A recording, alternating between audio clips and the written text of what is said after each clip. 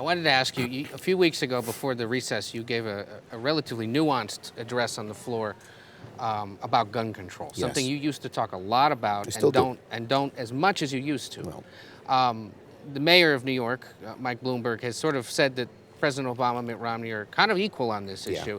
Do you agree with him on that? no, I disagree with Mayor Bloomberg, and I thought that was unfair because basically Barack Obama espouses the policies that the mayor agrees with or supports, whereas Romney has opposed. Now, he's angry. He called me out. I called him up. He said, Chuck Schumer's gotten nothing, our senators have gotten nothing done on gun control. I said, that's right. That's not because of us or lack of trying.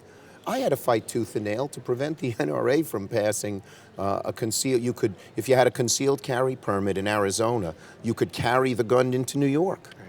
Now, what's happened here? I'll say two things on guns. First, and I'm proud of this, we've greatly reduced crime in America, in part because of the Brady Law, which I authored in the House, but in part because of other crime measures, including mandatory sentencing, which some of my more liberal colleagues are against. But we, you know, in 1981 in New York, 75% of all criminals who were convicted of a felony had been convicted of a previous felony. Keep them in jail. Okay. But crime is much lower, so there's less passion on the pro-gun control side, because we're safer.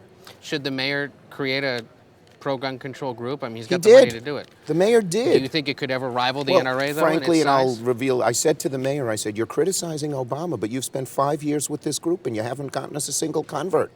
The NRA is very powerful, and we got to keep fighting, and we will. But the second point is coming together.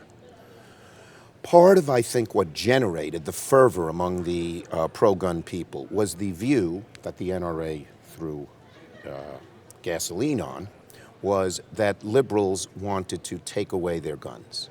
And there was this view in liberal America that the First, Third, Fourth, Fifth, Sixth Amendments should be read expansively, but the Second Amendment should be seen through the narrow pinhole of militias. That's wrong. If you believe in a strong Constitution, the right to bear arms is in it.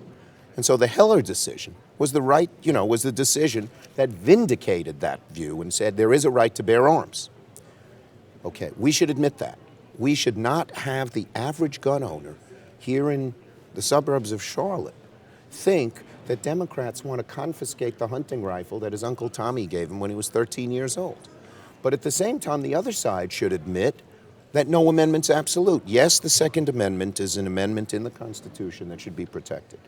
But I go to gun clubs and I say this, and it works. But they agree. I say the First Amendment isn't absolute. You can't falsely scream fire in a crowded theater. Are you guys for anti-pornography laws? Oh yeah, we're for those. That's a limitation on the First Amendment. The same, there should be reasonable limits on the Second Amendment. Felons, mentally infirm, spousal abusers shouldn't get guns. And nobody should get a bazooka.